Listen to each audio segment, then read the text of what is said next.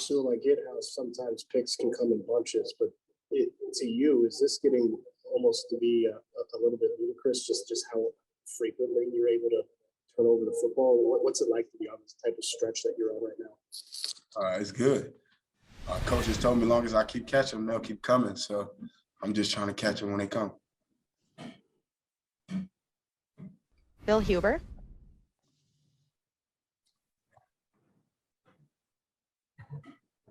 Sorry about that. Merry Christmas, Rasul. Can you take us through the second of the interceptions, the one that won the game? Just a dig route, an end route. Kind of jumped in front of it and Baker threw it. Got a pick. Rob Domofsky. Hey, Rasul, Alan Lazard was just in here just a minute ago telling us about I think you guys played against each other in college one time, and you've just, he's followed your story and your journey. And here both of you guys are now, maybe, not the biggest names on this team, but making big plays. What do you think of him and sort of how his journey has maybe been a little different from yours, but you've ended up in the same place? Yeah. Good guy. He's a great teammate. Does things the right way. He supports. Yeah, definitely had a battle in college. One year, I think his sophomore, junior year, one of them. And then just here, we always kind of kept in contact through social media and stuff like that. And then once I got here, it just kind of got better and better. Steve McGargy.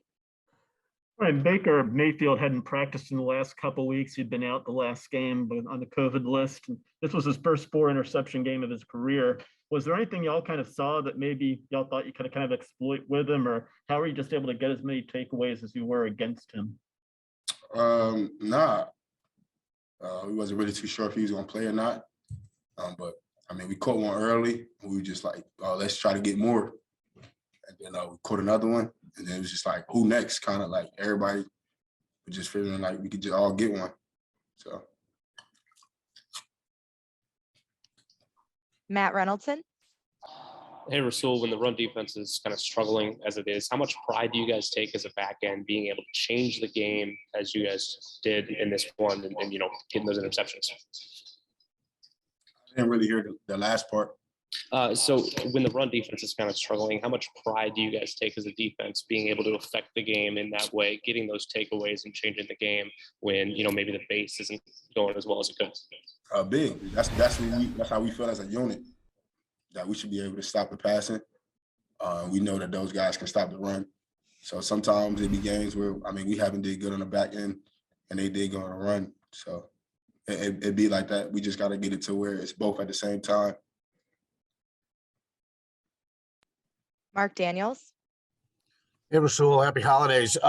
So what's the secret to getting on a receiver on that last play and letting them go at just the right time where a flag does not come?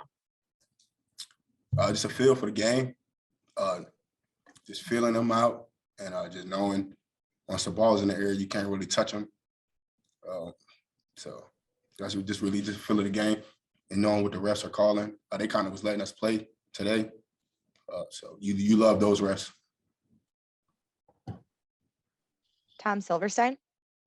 Rasul, it looked like you guys played a lot facing the quarterback, with your eyes forward, playing some zone and things. How much of that was because of Chubb, and how much of that was because, you knew Baker was going to throw you some balls at some point and you wanted to be eyes on him? Well, all of our interceptions today we were in man coverage. We didn't get an interception today in zone. So we kind of just switch it up. But sometimes you want to be visual. Sometimes you got to get up there, challenge guys, and win.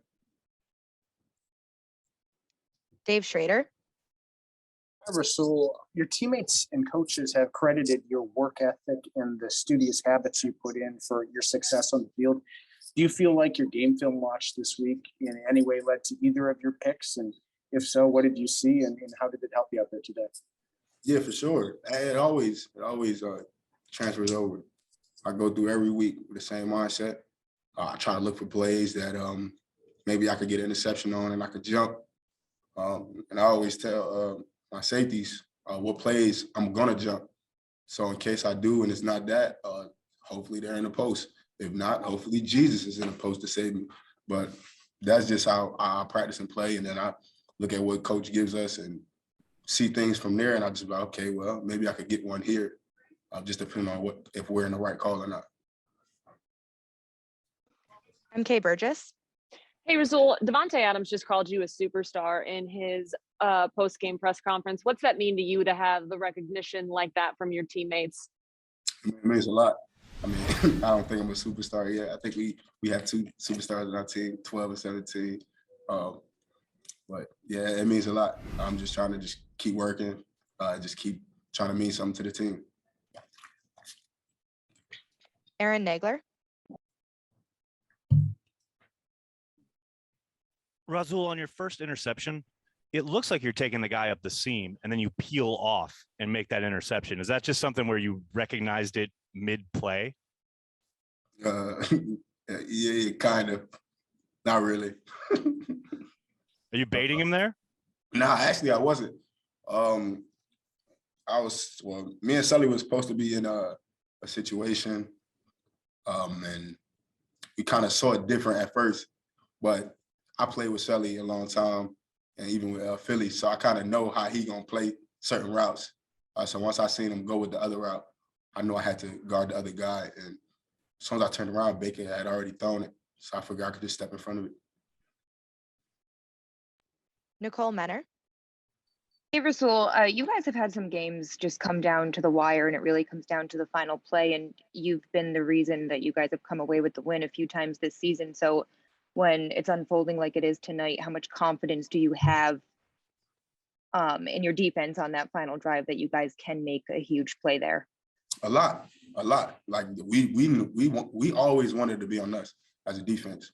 That's what we pride ourselves on, getting that stop or that key turnover to change the game or to end the game, however it needs to be. But we pride ourselves on that. As soon as we seen punt unit go out, everybody looked at each other and said, this is what we play football for. Like these moments is what we play football for. Let's just get a stop, win the game, get off the field, and let's get up out of here. So that's the mindset we have on the defensive side. BJ DeGroot. Hey, Rasul, when you got here, you thrust into things right away. You feel comfortable. You look comfortable. Is Green Bay different? And what do you think the key factor was just to getting settled in so quickly? Just everybody just did a good job catching me up to speed with everything, the extra studying, just talking to the players and going over the calls and the adjustments and what was my job on everything. They kind of just got me right into that as soon as I got here, kind of helped me get up to speed. So it took me a couple days. But after like a week or two, I say after Chicago, honestly, after Chicago, I started to really get things. Bill Huber.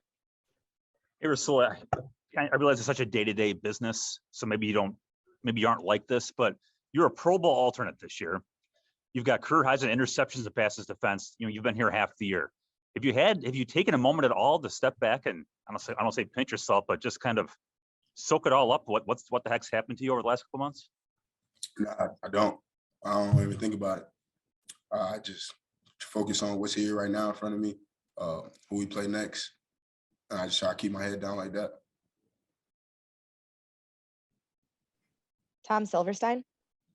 So what was the move Schwartz put on down at the goal line on the touchdown right at the end there?